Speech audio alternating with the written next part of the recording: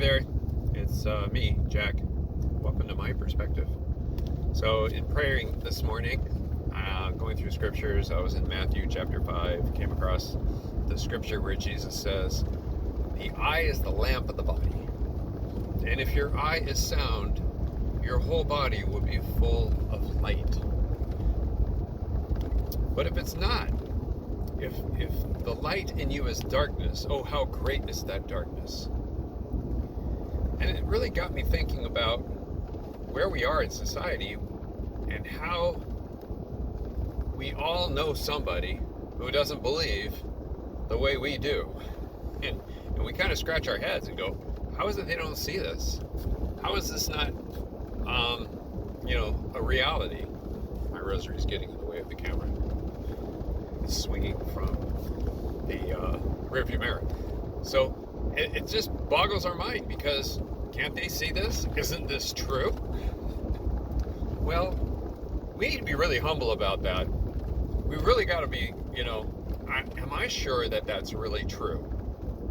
I heard this said, and I thought this was really cool. And this was somebody who was evangelizing and just telling people about the reality of God, and came across an atheist, and the atheist was saying, "There's no God," And the guy said, he did it really well, and I like what he used. He said he took a stick and he drew a circle on the ground, and he said, "Okay, within that circle is all knowledge, all truth.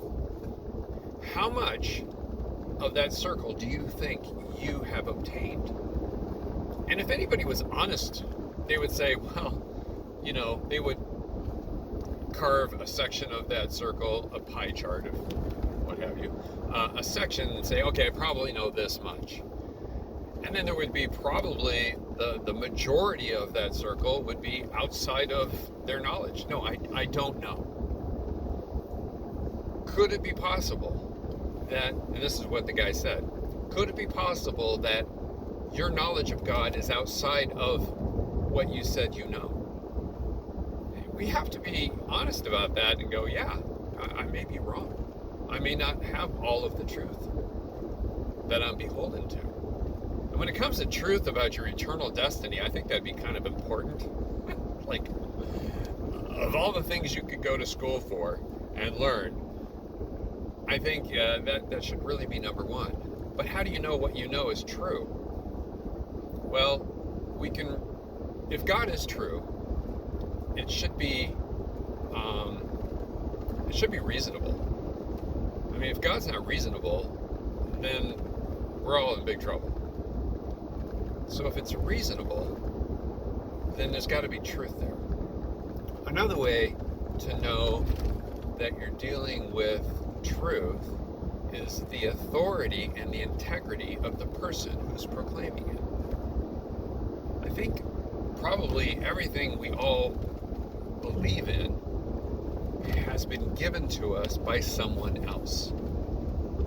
And we've from a very young age have either started to agree with it or have rejected it. And of course, when you reject that, you actually are agreeing with the opposite.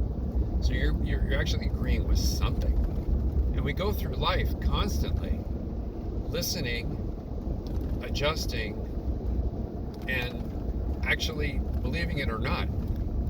The problem and the challenge is that as we get older, our beliefs get stronger, and we tend to do what's called confirmation bias, where we'll flip through the channels or through our social media and hone in on areas that are going to agree with us, even though they could be completely wrong.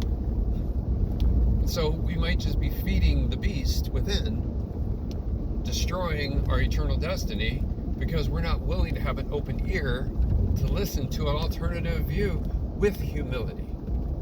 Wow. How difficult that is for us, and me included. I mean, I happen to believe that certain political figures are correct, but I have to be totally honest with myself and go, I might be wrong with aspects, maybe in the totality. I mean, I could have the rug pulled out from underneath me, and I could be totally wrong. I have to be willing to go with that and be okay with that. I wouldn't like it, but I have to be okay with that. But that's on the political side of things. On the eternal side of things, on the theological side of things, I have convinced myself beyond a shadow of a doubt that God is who he says he is. And the reason why I can say that is that there are credible sources. There is sacred scripture. There is the church, founded by Jesus Christ himself, who came and established it, set up the structure. Is it perfect? No, it's full of sinners. Like, what do they say? The paths of hell are inlaid with the skulls of bishops and popes and priests and religious. That's a scary thought. That's probably true.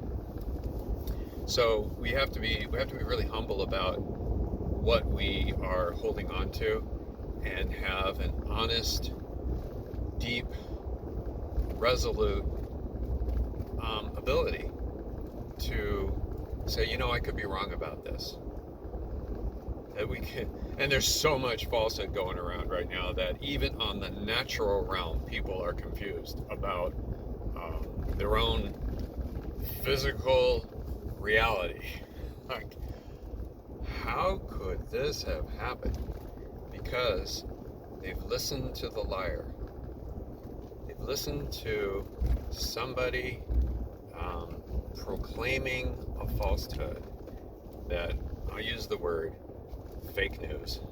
So I'll bring that back to the original fake news, which was in the garden when the serpent was speaking with Eve about the goodness of God and who she really was, and he lied to her.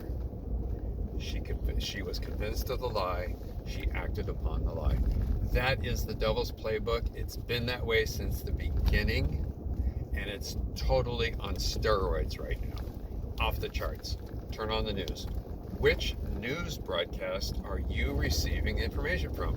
Are we listening to the serpent? Are we listening to objective truth? I don't think there's really any more objective reporting anymore. It's all commentary. Like, what happened to the news? It's gone. Where are we going to find? We have to actually do a lot of, research yourself. Find a platform that isn't being manipulated. That you can sort of listen to all viewpoints and go, okay, I need to make my own decision here. Because really, ultimately, it is our own decision, and it's the truth, it's the falsehood that's presented to us. It's our free will to agree with either one, and then as we agree with that, we're going to act upon it.